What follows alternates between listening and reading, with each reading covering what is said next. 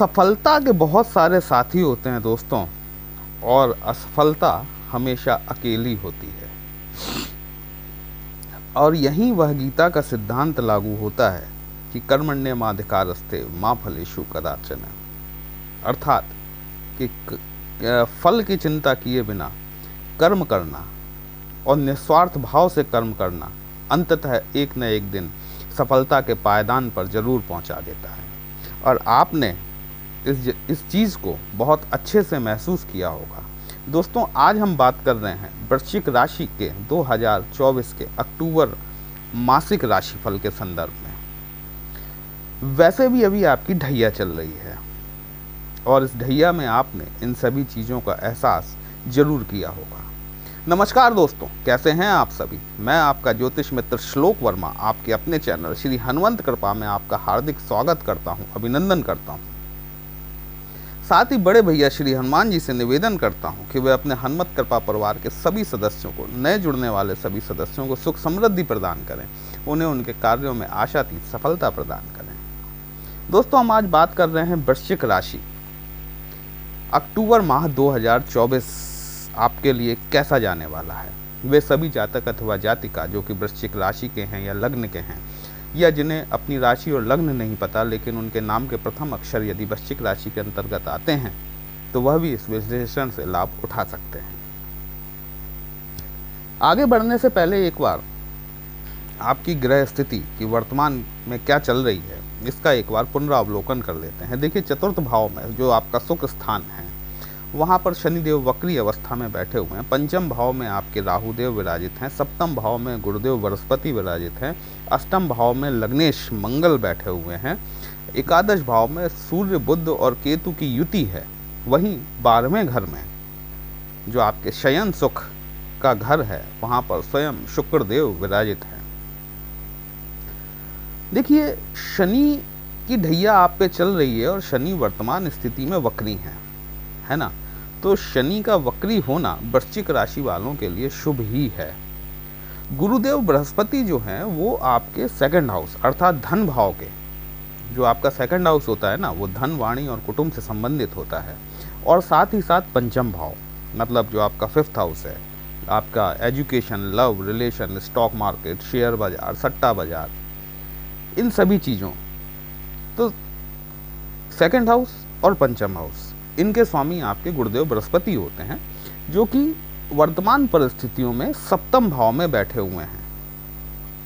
अब सप्तम भाव के स्वामी शुक्रदेव होते हैं। वृषभ राशि यहाँ पर फॉल करती है और इसके स्वामी शुक्रदेव होते हैं। शुक्रदेव और बृहस्पति की वैचारिक भिन्नताएं जग जाहिर हैं। जहाँ गुरुदेव बृहस्पति आपको आत्मज्ञान की अनुभूति कराते हैं, जहाँ गुरुदेव बृहस्पति आपको आध्यात्मिकता के उच्च स्तर पर ले जाना चाहते हैं, वहीं शुक्रदेव आपको भौतिक चीज़ों में और भोग विलास में उलझाए रखना चाहते हैं। यही गुरुदेव बृहस्पति जो है ना दोस्तों, ये 9 अक्टूबर 2024 को वक्री हो रहे हैं और 5 फरवरी 2025 तक ये वक्री रहेंगे। गुरुदेव बृहस्पति जब वक्री होंगे तो ये आपको छठवें भाव के रिजल्ट भी देंगे। छठवां भाव, जैसा कि आपको पता है कि आपके रोग, ऋण और शत्रुओं से संबंधित होता है, तो आपको कहीं ना कहीं इन चीज़ों में भी बढ़ोतरी देखने को मिलेगी। अचानक से आपके कोई रोग के उभरने की संभावना बनती हुई दिखाई देती है। आपके शत्रु अचानक से बढ़ जाएंगे, मतलब ऐसे शत्रु जो कि अभी तक आपकी निगाहों से छुपे हुए थे, उभर कर सामने आ जाएंगे। साथ ही अगर आप कोई लोन लेना चाह रहे हैं, यदि पहले से आपका ऋण है और आप उस ऋण का टॉपअप कराना चाह रहे हैं, हो जाएगा, डेफिनेटली हो जाएगा। लेकिन मेरी सलाह ये है कि आपको नया ऋण लेने से बचना चाहिए। राहुदेव चूंकि पंचम भाव में बैठे हुए हैं, यदि आप खुद एक स्टूडेंट हैं, आपको पढ़ाई की तरफ से, आपके एजुकेशन की तरफ से आपके ध्यान में एक भटकाव की स्थिति का निर्माण करते हैं।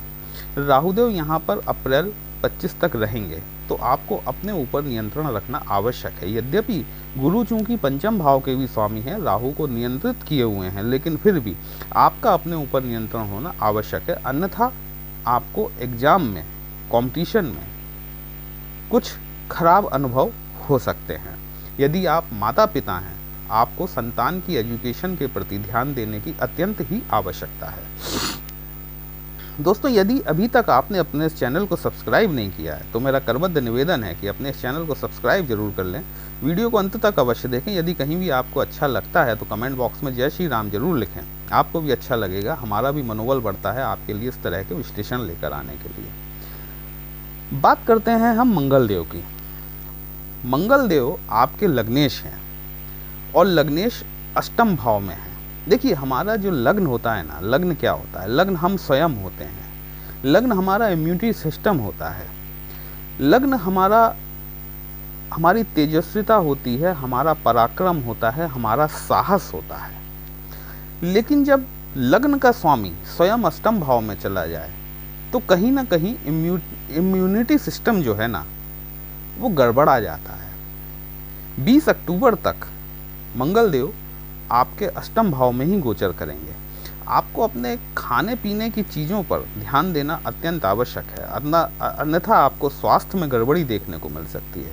आपको अपना इम्यून सिस्टम मजबूत रखना है 20 अक्टूबर तक। 20 अक्टूबर के बाद फिर क्या है कि मंगल देव यहाँ से निकलेंगे और भाग्य भाव में, जो कि कर्क राशि आती है, लेकिन यहाँ पर मंगल नीच के हो जाते हैं। यद्यपि मंगल नीच राशि में जरूर जाएंगे, लेकिन चूंकि लग्नेश हैं और भाग्य भाव में बैठे हुए हैं तो भाग्य का सहयोग आपको बहुत हद तक प्राप्त होगा। मैं यहाँ पर 100% भाग्य की बात नहीं कर रहा हूँ, इसीलिए मैंने कहा कि कर्मण्येवाधिकारस्ते, कर्म करते रहिए। कर्म के द्वारा ही भाग्य को बदला जा सकता है। कईयों बार ऐसा भी होता है कि कर्म से ही भाग्य को बदला जाता है ना। तो यहाँ पर जो मेन फोकस है वो आपको अपने कर्म पर रखना है। और वैसे भी दो ग्रह वक्री हो रहे हैं। एक तो शनिदेव वक्री चल ही रहे हैं, जो कि 15 नवंबर को मार्गी हो जाएंगे, और 9 अक्टूबर को गुरुदेव वक्री हो रहे हैं। ये जो वक्री ग्रह होते हैं ना, ये हमें हमारे पेंडिंग चीज़ों को शो करते हैं कि हम किन चीज़ों को पीछे छोड़ आए हैं और हमें किन चीज़ों को दोबारा जाके कंप्लीट करना चाहिए। अब हम बात करें तो आपके दशम भाव के स्वामी अर्थात आपके कर्मेश जो हैं, वो अभी 11th हाउस, एकादश भाव या लाभ भाव जिसे कहें, वहाँ पर बुध के साथ में युति करके सूर्य, बुध और केतु यहाँ पर विराजित हैं। सूर्य आपके दशम भाव के स्वामी होते हैं, आपके कर्मेश होते हैं और लाभ भाव में बैठे हुए हैं, तो यहाँ भी कर्म क्षेत्र से ही लाभ मिलने की आपको संभावनाएं दिखाई देती हैं।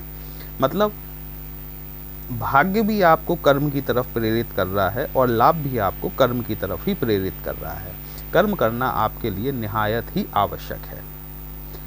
यद्यपि सूर्य और राहु समसप्तक में हैं, मतलब जैसा आपको पता है कि सूर्य को ग्रहण लगाने का कार्य भी राहु द्वारा ही किया जाता है और 2 अक्टूबर को सूर्य ग्रहण भी है ना। पिता के स्वास्थ्य का आपको ध्यान रखना अति आवश्यक है। 16 अक्टूबर तक सूर्य 11वें भाव में ही रहेंगे और राहु के साथ सीधे सीधे दृष्टि संपर्क में रहेंगे। पिता के स्वास्थ्य का ध्यान रखना आपको अति आवश्यक है। साथ ही अपने वरिष्ठ अधिकारियों के साथ में, यदि आप कहीं एम्प्लॉई हैं, आपको अपने वरिष्ठ अधिकारियों के साथ में, या फिर अगर आप किसी गवर्नमेंट डिपार्टमेंट के साथ में डील करते हैं, आप गवर्नमेंट एम्प्लॉई हैं, आपको वार्तालाप में एक समरसता बना के चलनी चाहिए। आपको देखिए, सूर्य जो है ना, वो ईगो का भी कारक होता है, अहम जिसे कहते हैं।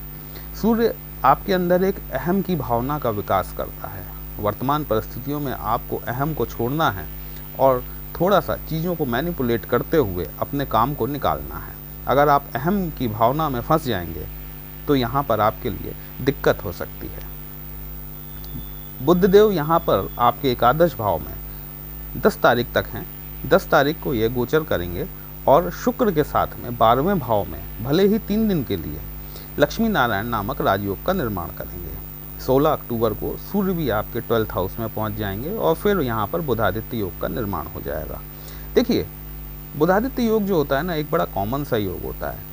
हर किसी की पत्रिका में लगभग हर माह बनता ही बनता है, तो इसको इतना वजनदारी देना जरूरी नहीं होता है ना। और उसमें आपकी बुद्ध की परिस्थितियाँ कैसी हैं, ये इस पर निर्भर करेगा कि बुद्ध आपके लिए कहीं कारक अथवा मारक तो नहीं, कारक हैं, बाधक अथवा मारक तो नहीं हैं। देखिए, यदि बाधक हुए या मारक हुए तो निश्चित तौर पर कहीं ना कहीं समस्याएं बुध 12th हाउस में बैठकर देते हैं, यदि इनकी दशा, अंतर्दशा या प्रत्यंतर दशा चल रही हो तो, और ये समस्या बढ़ने वाली है। 12th हाउस जो होता है ना, ये हमारी नींद से संबंधित होता है। आपको अचानक से नींद ना आने की समस्या हो जाएगी। यदि आपका कोई कोर्ट केस चल रहा है, वाद विवाद चल रहा है, तो वहाँ पर परिस्थितियाँ आपको विपरीत जाती हुई दिखाई देने लगेंगी। तो ये आपको 13 अक्टूबर से लेके अगले 22 दिनों तक सावधानी बरतनी चाहिए। शुक्रदेव 12वें भाव में हैं, आपसे विलासिता पर खर्च करा सकते हैं, अनावश्यक खर्च करा सकते हैं, जो तात्कालिक परिस्थितियों में तो आपको खुशी प्रदान कर सकते हैं, लेकिन एक लॉन्ग टर्म की अगर बात की जाए तो कहीं ना कहीं आपको समस्याओं में भी फंसा सकते हैं। यही शुक्र 13 अक्टूबर को आपके लग्न भाव में आ जाएंगे। देखिए, जब लग्न भाव में आएंगे ना, तो यहाँ पर वृश्चिक राशि है, आपकी लग्न के स्वामी मंगल हैं, और मंगल और शुक्र ये एक तो इनकी पट्टी नहीं है, दूसरे ये व्यभिचार की स्थितियों का भी निर्माण करते हैं। आपका अपोजिट जेंडर के प्रति आकर्षण बढ़ सकता है। वहीं गुरु से दृष्ट हो जाएंगे।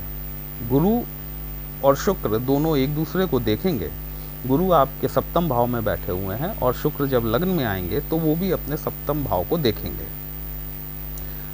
जीवन साथी के स्वास्थ्य में थोड़ा सा ध्यान रखने की आपको आवश्यकता है। आपके एक्स्ट्रा मैरिटल अफेयर्स बढ़ सकते हैं। अगर आप किसी नई भागीदारी के विचार में हैं, नई पार्टनरशिप आप करना चाह रहे हैं, नया व्यवसाय आप करना चाह रहे हैं, तो निश्चित तौर पर वक्त अच्छा हो सकता है आपके लिए। लेकिन यहाँ जो गुरु वक्री है ना, ये गुरु आपसे कह रहे हैं कि जिन चीज़ों को आप पीछे छोड़ आए हैं, जो आपकी पेंडिंग चीज़ें हैं, जो आपकी लेनदारियाँ देनदारियाँ हैं, उनको आपको चुकता करते हुए आगे चलना है। और कुल मिलाकर यदि देखा जाए तो 15 नवंबर को आपके शनि मार्गी हो रहे हैं, साथ ही साथ केतु भी अपना नक्षत्र परिवर्तन करेंगे, और चंद्रमा के नक्षत्र से निकलकर सूर्य के नक्षत्र में गोचर करेंगे। आपके लिए अक्टूबर माह मेरी दृष्टि में लगभग 80% तक भाग्योन्नति में सहायक सिद्ध हो सकता है। यदि आपको आपका आज का विश्लेषण अच्छा लगा हो तो आप अपने इस चैनल को लाइक, शेयर और सब्सक्राइब जरूर कीजिएगा। यदि आप हमसे अपनी पत्रिका का विश्लेषण कराना चाहते हैं तो हमारा व्हाट्सएप नंबर थंबनेल में दिया गया है, आप हमसे कांटेक्ट कर सकते हैं। पर्सनल कंसल्टेशन पेड होता है दोस्तों, एक छोटी सी फीस आपको पे करनी होती है। आपकी समस्या का उचित समाधान हमारे द्वारा करने का प्रयास जरूर किया जाएगा। चलिए फिर मिलते हैं एक नई राशि के साथ, तब तक के लिए जय श्री राम।